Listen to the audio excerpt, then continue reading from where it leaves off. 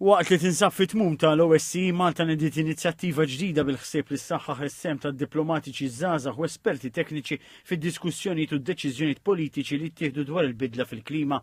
L-inizjattiva tresqet mir-rappreżentanza permanenti ta' Malta għall-OSCE li rappreżentanti ta' 57 pajjiż fih dan din l-organizzazzjoni waqt konferenza għolja tal-Presidenza Maltija tal-OSCE dwar it-tibdil fil-klima.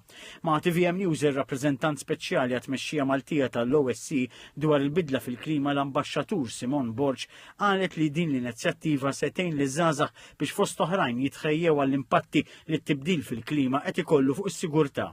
Jitrenjaw diplomatiċi ġodda fejn inti titrenjom fuq anki l-aspetti li jolqtu il-bidla fil-klima, x'inhuma, meta issarrafhom, ġifieri inti titgħallem fuq l-enerġija, titgħallem fuq l-ilma, titgħallem fuq l-impatt fuq il-habitats, pereżempju fuq in-natura, għax dawn huma l-issues li mbagħad huma se jinnegozjaw ma' pajjiżi oħra biex tasal għal qbil biex aħna dejjem niġġieldu l-bidla fil-klima. Qalet li l-ġlida kontra l-bidla fil-klima teħtieġ diplomatiċi li waslu għal ftehimiet li jagħmlu d-differenza.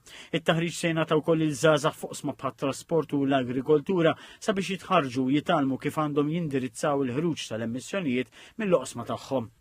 Il-Ministru tal-Affarijiet Barranin u Chairperson tal-OSCE Ian Borch qal li l-konferenza qed tittella fi żmien meta r-reġjun tal-Mediterran qed jiffaċċja sfidi marbuta mal-bidla fil-klima fosthom minn mewġiet ta' sħana twal, nuqqas ta' xita, nixfiet u għarar. Il-fatt li anke qed nipproponu inizjattiva ġdida llum illi allura jkollna uffiċjali, speċjalment żgħażagħ illi jiltaqgħu jitħarġu biex anke fl-ambasċati fl-organizzazzjoni internazzjonali kull pajjiż ikollu dawk allura l-esperti illi jistgħu wasluna soluzzjonijiet naħseb illi hija sinifikanti. Fl-indirizz tagħha l-Ministru għall-Ambjent u Bidla fil-Klima Mirjam Dalli qalet li l-gvernijiet għandhom jinċentivaw teknoloġiji ġodda sabiex imbuttaw il qudiem miżuri li jkumbattu l-bidla fil-klima.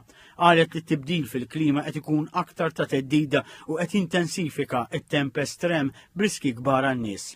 Ma' TVM News saħqet dwar l-importanza ta' riċerka u kif pajjiżna għandna riċerkaturi li qed joħorġu b'idejat innovattivi li jistgħu jiġu implementati f'Malta.